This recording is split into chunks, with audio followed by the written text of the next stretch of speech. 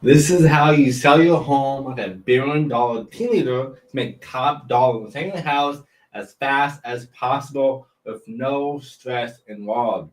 As high as over six figures when selling your house. And I know this for a fact. I've done it time and time again for my clients. And so far, my real estate team, Elite Real Estate Group, has done $1.6 billion in transactions over the past few years. And I've seen this work time and time again by following this elite level listing strategy.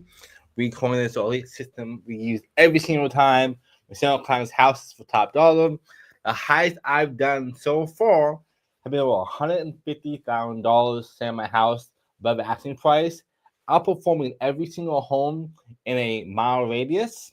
And the fastest I've sold a home before is 1 hour and 4 hours. Yes, under contract within 4 hours and 1 hour before is my fastest. And so far this year, every home I've sold has done so within 5 days and outperformed every home up to a 2.5 mile radius on price and days on market. So I'm going to teach you guys the exact process we use to sell your home as fast as possible for high as amount as you possibly can moving forward. And again, I've done $1.6 billion with my team to learn these systems and techniques. So number one, what are we selling the house for? This is number one thing. Last week we broke down the buying process, how to buy homes like a $1 billion agent or team leader. And then the first point to always ask ourselves is why. Why is the biggest thing for all things we do in life. What is the why behind that? For selling real estate, again, if I'm selling a home, I need to know why I'm selling in the first place. That will change how I move forward versus my processes. If I'm selling my house because I need to move and I sell it yesterday, I will adjust my price, my strategies, my structure, my consistency as well to the best results as fast as possible using that system. If I'm selling because I want to just sell because I'm just tired of the house, I'm gonna upgrade or downsize and so forth, that also will change how I do things. So the why is super important.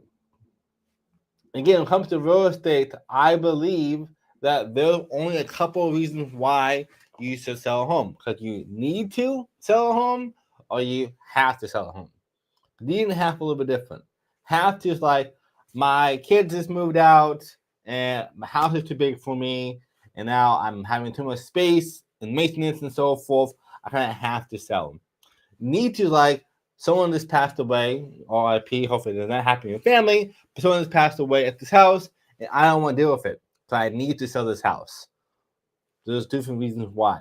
But I want to sell, it's like, I'm just tired of this house, been in for 5 years, and I want to move someplace else. That is a want. Now, for real estate, people only sell their homes every 5 to 7 years. Every 5 to 7 years, people normally sell their homes and find a new one. Upgrade, downgrade, and so forth based on how life is going. Making more money, like most of my clients are luxury people, we will upgrade every 5 to 7 years or less. If you're trying to downsize, same thing only happens. Kids leave college, or you have a big more family. Like we have a new son, Alexander. We upgraded our house to a bigger one because we needed more room. This is the why behind it. Also, on this point, is the market.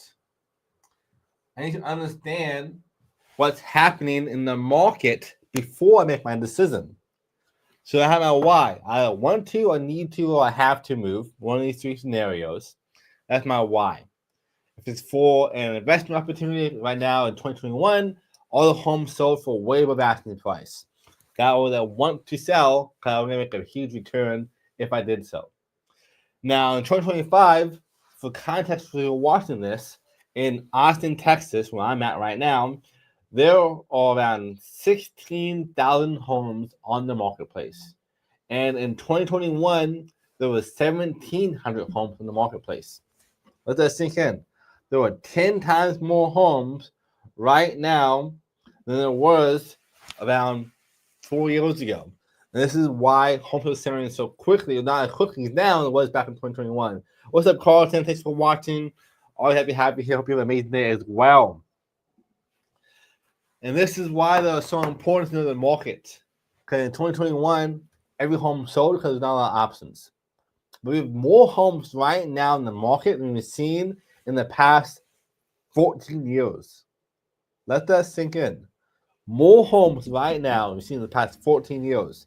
So getting top dollar and selling fast is hard for most people. That's why my team is doing so well. I understand this system. I'm going to teach you in this call how to sell homes so quickly. So the market is huge. Again, a few lives ago on the Elite Edge podcast, where top players go, come world class, I broke down market cycles. For a quick recap, there's 4 cycles when we have markets. We have recovery. For a quick recap, recovery. So recovery or main recession, though, it means that we just left a recession or we just left a bad market that's happened, a crash that's happened to some degree. Next one. And then we have expansion. Next section. So we have recovery, expansion, we have hyper supply. And right now in Austin, Texas, we're in hyper supply. This is our current state right now, is hyper supply. You probably can't read my small handwriting on here, so let me make it bigger. Hyper supply. The last one is recession or crash. There'll always be recession. It could be a market crash. Here's the next one. So there are 4 points: recovery, expansion, hyper supply, and recession. If I'm trying to sell my house, I need to know what's happening on the market to decide that. And most agents, when I do this, I look on a national level. What's happening right now across America? And from there, I look on a state level. And then finally, I look at a city level, then neighborhood level. So I'm looking at all the different demographics of the market to understand what's happening in much more detail for my clients. This is why I get top dollar every single time and sell fast with other people. Can I understand market cycles and not just market, but human cycles. What is the psychology behind this? This is super imperative. The same thing for cycles for emotions as well that goes into this. If I can understand what the market doing, what humans doing, I can sell for more money. Even in hyper supply, we're showing right now. This is hyper supply. So this is our first 2 things to keep in mind is the why and then also market and emotions. And then again, make it easy for us. I'll have a little chart over here. Got break down a recap. Pay attention to this. We have 1 is a Y. 2 is market. So we have a Y and our market. These are the 2 biggest things we have moving forward. And again, guys, if you're getting value from this so far, make sure you drop some likes down below. Tag your friends, share this video. Who do you know how to sell a house or buy one in the next 1 to 3 months or less? Come in for the whole process again. You want a free call with more support through the whole process. I help you out as much as I can. Make it easy as possible for you guys moving forward. For now, we have a why in our market are 2 biggest things. Understand those 2 things to make it a lot easier to understand what's actually happening. And then from there, we have number 3, which is your agent. Before we go to the marketplace, we will make sure we understand what is our agent we're working with. So every agent's different. Again, my team I run had done $1.6 billion in transactions. I'm a TV show host. I've been on tons of publications. I'm one of the top agents across the country. So working with me, you get different results and experience than you would with another average typical agent who just is kind of doing it for a part-time thing or more brand new to it. Number 3, to agents. You should ask them their track record. What have they done so far? How many homes have they sold? How long did it take them to sell homes? What is their average market? What is their marketing strategies? What are the connections? How to do pre-marketing? The list goes on. There's a lot you can do as an agent. It's not just putting homes in MLS and hoping that it sells. There's a lot more system units. So traffic is big. Ask them about their team. Are they a solo agent or they have a team helping you too? Like for myself, I have a team of about 100 agents that work with us, plus staff as well, for more support for my clients. And my main job is getting more traffic to my clients' houses and doing negotiations, not doing paperwork, other things as well, makes them all about them only. So what's the team approach like? How is that set up? Years in the business. How long have I been in business for? That's super important as well when asking all these questions. So this is super, super imperative. Find out what's happening for them in all different regards. Number 3, the agent. Start interviewing them as soon as possible. Or if you want to skip all the noise, DM me directly, help you right now as fast as possible. Sell your house in the next 1 or 3 months or sooner. Number 3, the agent. What is the agent moving forward? Now, for the fun parts, this is the step-by-step process we have us helping you. So, number 4 of this is pricing. Pricing is imperative when it comes to selling homes. It is the most important thing you do, is pricing correctly. When we price homes, it's not just what is the CMA, comparable market analysis. It's, again, it goes back to the market and the data. I sold homes for over $150K above asking price, outperforming every single home in a mile radius. I understood the pricing more importantly. Clicking price too high. If it's too high, you get no showings.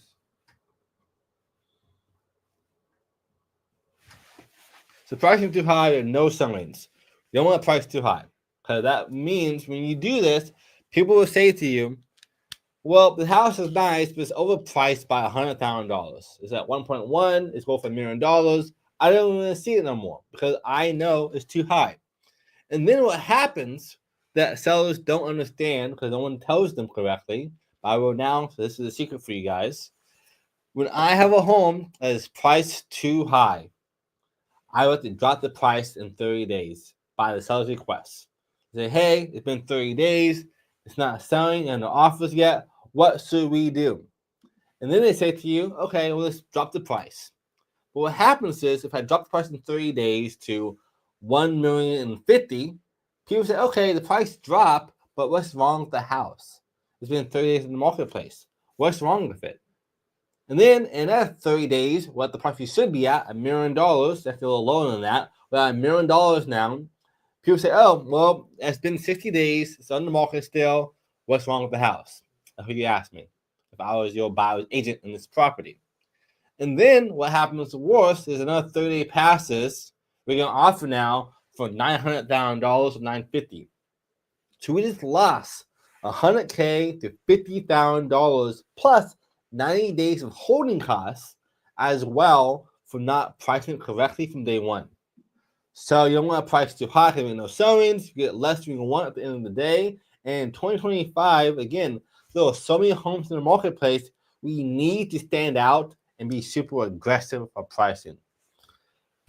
And then Jamie has asked us, how do we determine the listing price? Do you use data for this? Great question, Jamie. Yes, we do.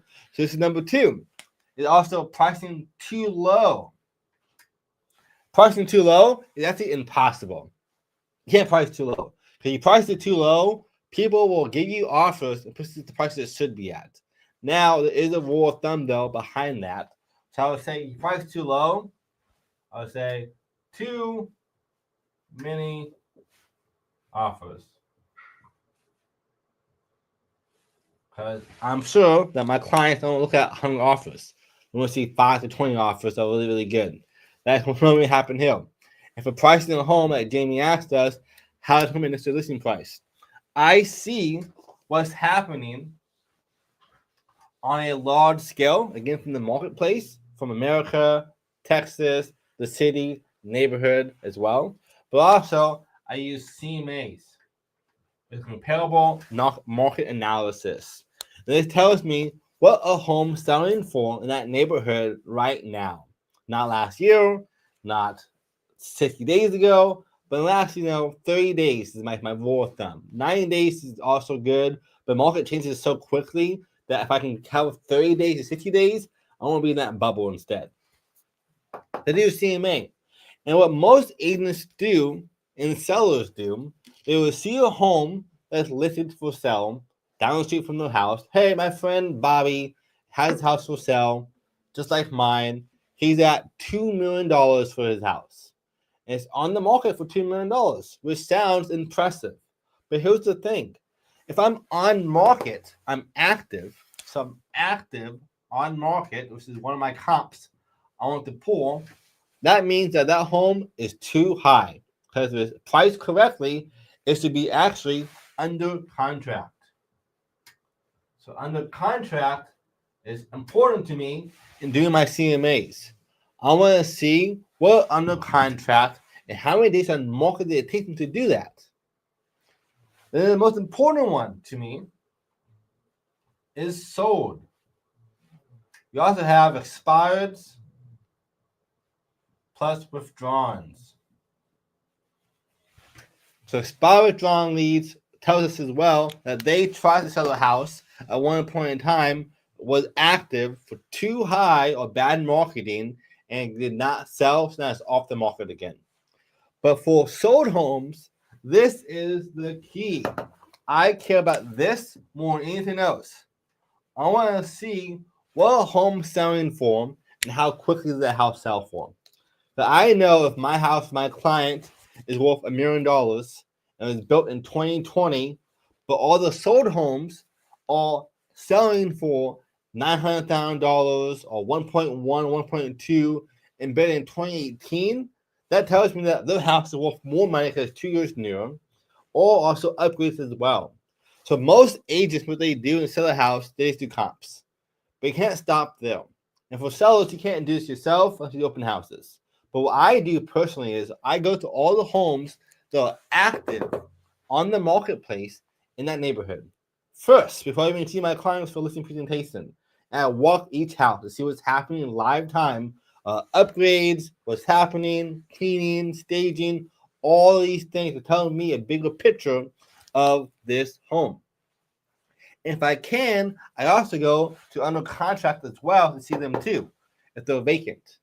So I go there as well, and I use this data on what's selling, what's not selling, what's sitting, how long, and so forth with the best data for us. And this is why I always outperform every single home in a 1+ mile radius. This is why. So back to pricing. If I'm pricing a home, I have a little triangle that we have that shows me my price. There are 3 categories here. One category that we have is 5 to 10% below. We have market value and 5 to 10% above. So this is our value-wise. So this is above, this is at, and this is below market value. If I'm priced at market value, I will capture around 60% of the leads in that neighborhood if I'm at market value. So for example, if my home is worth $1 million and I'm listed at $1 million, I will capture around 60% of the people trying to buy homes right now. If I am above market value by 5 to 10% above market, meaning I'm at 1.1 or 1,050, 1,050,000, I will capture 30% of the marketplace. So by going up by 5 to 10%, I just lost half the market by doing that. This is why overpricing is the biggest thing that kills deals. I'm one of the best agents and marketers in the world. I can bring you every single eyeball across America, across the globe even. If I'm priced too high, it won't do anything for us. Now, if I'm priced, though, below market value by 5 to 10%, I will capture 75 to 90% of the market. So I just went up 15 to 30% more people seeing my house. And what do you think that does for us? This will give us the Jones effect.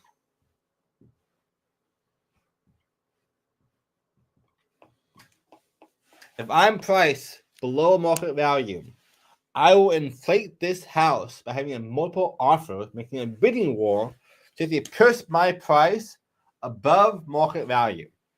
This is why I've sold homes this year.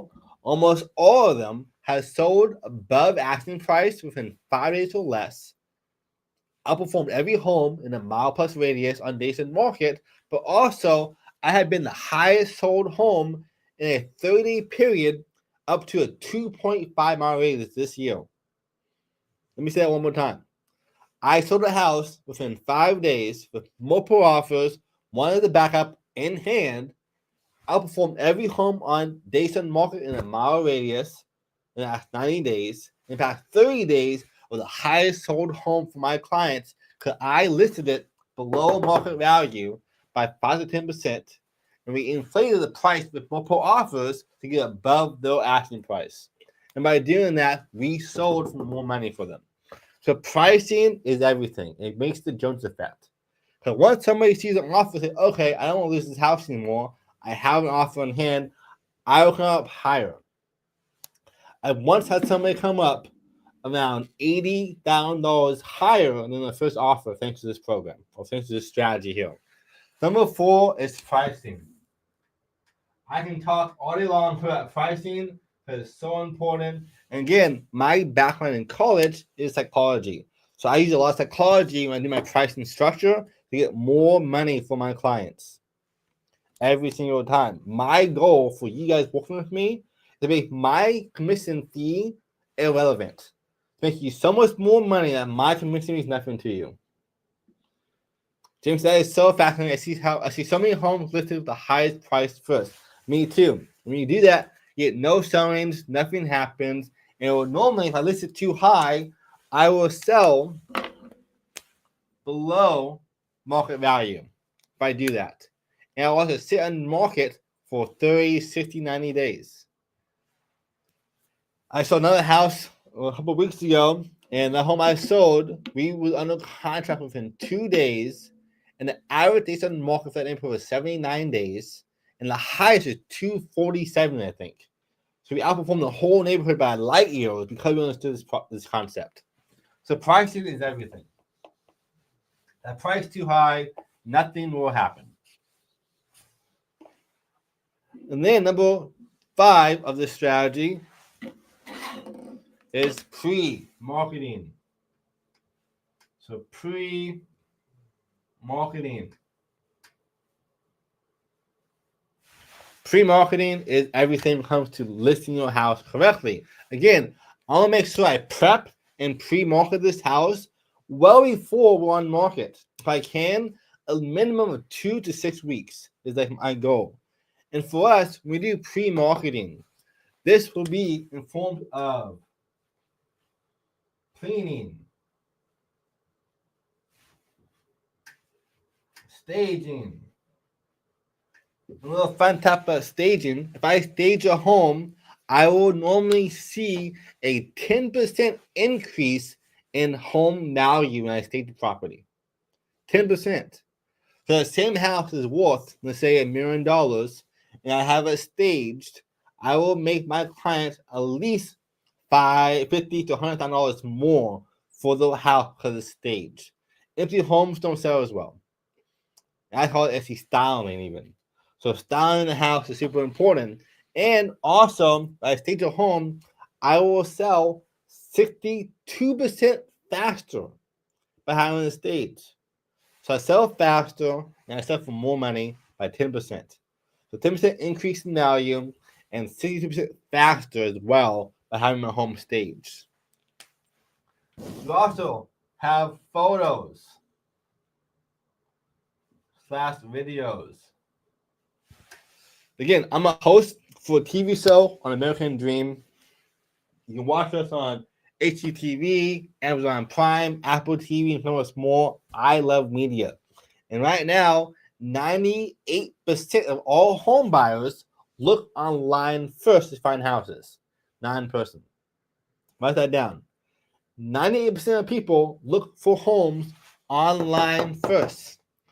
So when I do my pre-marketing, I'll make sure I have my photos with videos in place for that. We also do PR. PR is not only for celebrities. Believe it or not, it's for homes as well.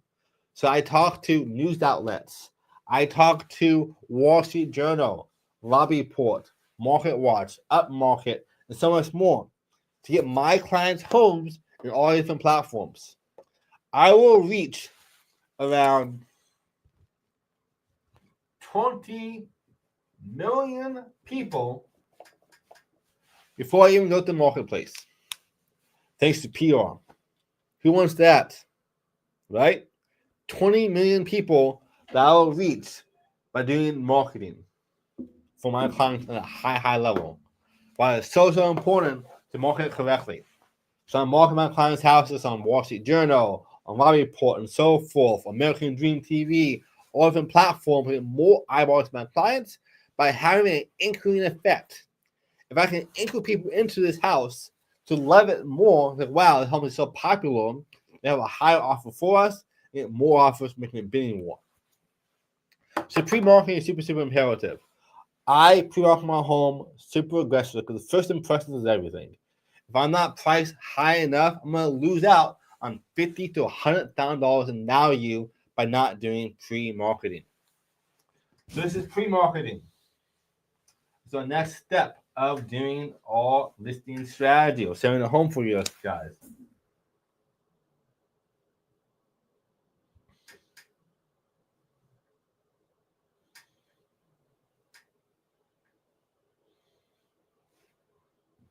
And you have number six. Number six is actually going to market. This is the fun part. On market. So right now, a home today on market went live 30 minutes ago in East Austin. What went from that? Let me know below. It will not last long. That one right now is on pre-marketing. So on market homes, though, we have is on today. What we do for my clients in this regards is, of course, you guessed it, more PR. We do the MLS, which is what most agents only do. Most agents only do the MLS, and they pray someone finds it. But here's the thing: I just sold a house 3 weeks ago, or under contract 3 weeks ago, and closed this next week. That home, the buyer for that house, we found them online. Let that sink in. The buyer lived in South Carolina and bought a home in Austin or in Burnett, Texas instead. They saw our marketing or PR online. So I just did the MLS, and never would have sold. At least not for a while. But because I leveraged social media and marketing and so forth, I got as a buyer by not using the MLS only. We have social media.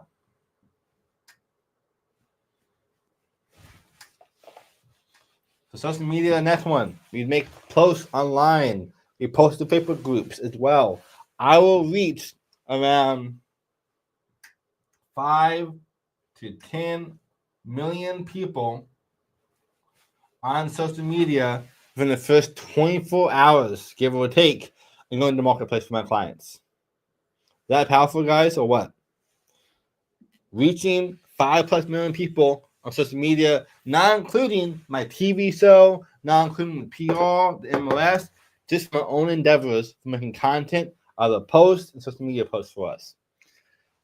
We also will do mailers. So for you guys, you want to do mailers to your neighborhood if you want to sell your own house. So mailers and flyers. are really, really important. And then the last thing we do, or basically one of the last things we do, is open houses. So I had an open house recently. We did it on Easter actually of last year. This is a fun story. We had an open house in like Cairo, Texas, just like 20 minutes away from Austin. And the agents that went to my house like, wow, this is insane. I opened a house last weekend, no one came to the open house. And it said it was insane because my open house had 100 people there. Think about that. They had an open house, another agent in the same neighborhood, same area as mine, had no one come to theirs. I had one of 100 people there in the one day, and we got like 20 offers for that client. That house outperformed every home in a 5-mile radius. 5-mile radius. The open houses, they work if you use PR, MLS, social media, flyers, and mailers, and other strategies as well. We have a 19 plus step system we use for our clients, the best results for them. This is on market. And open house is powerful.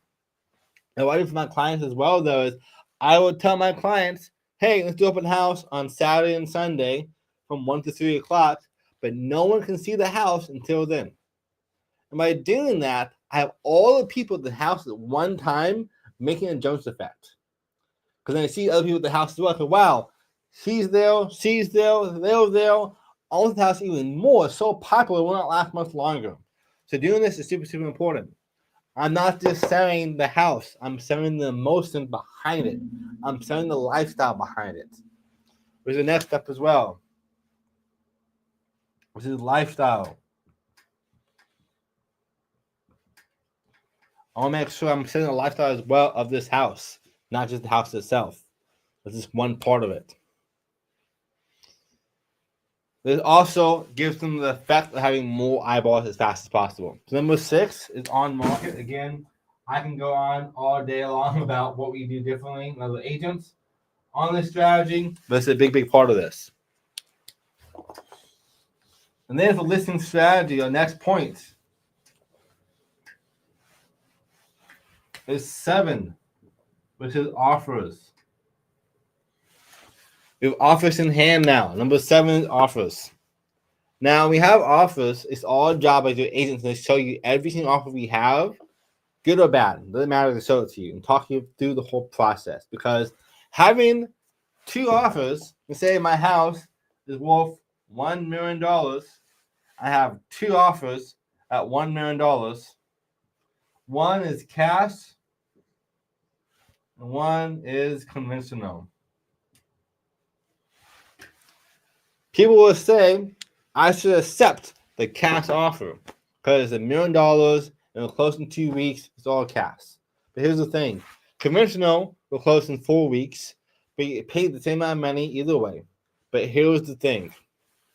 A cash offer is great, but the offer by itself is just one part of an offer. Because getting an offer, you have contingencies. Contingencies make a big difference. Let's say one offer had $50K in concessions, meaning that at the end of the deal, my seller needs to pay these people $50,000 in concessions to my client, to the buyer. So now it's actually $950, and this is $1 million in this example here. It has to be flip-flopped as well. Or let's say option period. How long the option period for? Is it 3 days, 7 days, 20 days? It all depends. We just bought an RV park for my client. This is 99 units. And all option period is 45 days. It's super long. Normally it's 20 days for commercial real estate. Ours is 45 days. It's long. You can back out and keep earning this money and be well protected. So options really big as well. But also you have objections. What objections do they have as part of this? It could be that it has to be able to do short-term rentals, or it's up to the business partner, or it has to be appraised high enough. All these things play in a role of this. Also, what happens sometimes with offers, let's say somebody like this give me a cash offer. The home is worth $800,000. Just for easy math there. It's all cash. But they ask for an appraisal.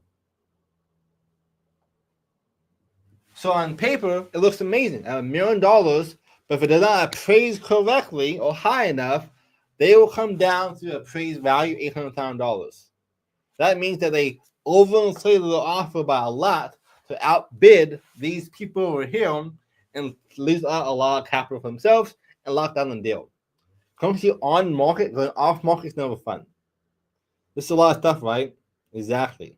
This is why you should hire top agents like myself to help you get your home sold as fast as possible. Because there's way more than this offers. These offers have so many contingencies involved. It's a 12-page, 16-page document. There's a lot of stuff in there. And we have to school, more or less, to learn the kinds of techniques. The closing a deal is super important. So we have inspections as well. So offers come in. This is number 7. Number 7 is offers in hand. Number 8 is under contract. From under contract, there are a few steps now of more negotiations. So in real estate, there are typically 3 rounds of negotiations. The first round of negotiations is during the first offer, number 7. Then we have our inspection period or option period. During option, they will do inspections on the house and see what's wrong with the property. If the house has bad foundation, a bad roof, a bad HVAC, all these things add up. It even is an as-is home, they still ask for more stuff, especially have the wrong agent working with you. Like for me, I had an offer come in, and they said, hey, I want to take off $15,000 after being under option period because I saw some stuff wrong with the house. I want it fixed. I told them we can't do that for 2 reasons. One is as is, and 2, I have another offer in hand just as strong as yours already executed as a backup offer. That gave away all the negotiation strength they had originally. Because now I have other options for us and for my clients. But if you have the wrong agent and one offer, they can dictate what's going on during this process, and they don't want to lose them. Going back to market is always worse. So super, super important to make sure we're on good inspections. So this is round number 2 for negotiations. And round 3 for negotiations is our appraisal. This is round 3 of negotiations. But here's the thing.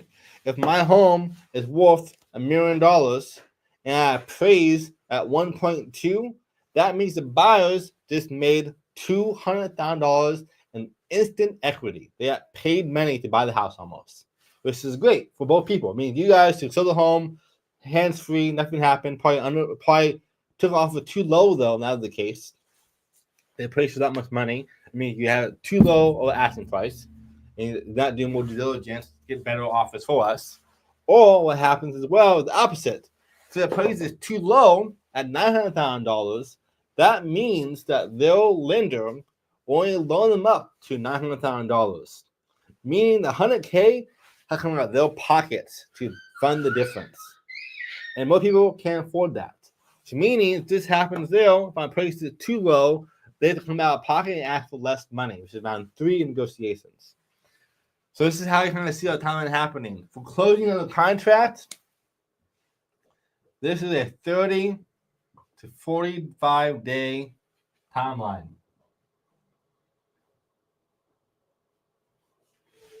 It takes 30 to 45 days to close on the house. So I'm under contract in 5 days, and I have 30 days afterwards, around 35 to 40 days before home closes. Why it's so important to understand the timeline of what's happening here as well moving forward. That's number 8 is under contract. Under contract. And number 9, close. This is the fun part. Not a whole lot to under on this area, but I'll still cover it. It's closing day. When closing the house, we have to make sure that we have no liens, or we have liens to make sure that they're paid off at closing. We also need to make sure if we have or closing happening, we bring IDs. Also, to avoid, don't open new credit cards before closing happens. No new. For selling, it doesn't matter as much for you guys that you're selling a house. So they all disregard that. For sellers, bring IDs, have no more liens, and make sure you guys understand your tax commitment. Your tax commitment. So tax commitments. And then review documents. I've been at closings a lot of times actually, and title companies say, "Hey, here is $800,000 given back to you guys after the mortgage has been paid off."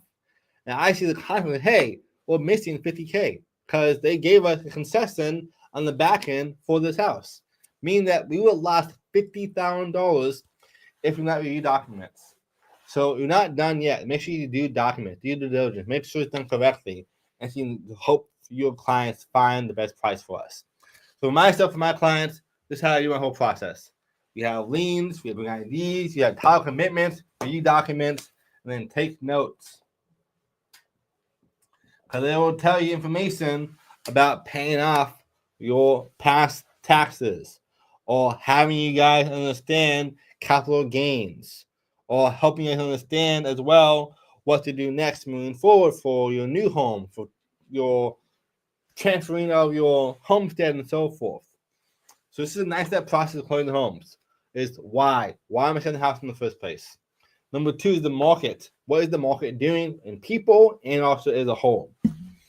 Agent, hire the best one. This is myself. Again, if you want help with buying or selling real estate, I can help you in all 50 states and 24 plus countries.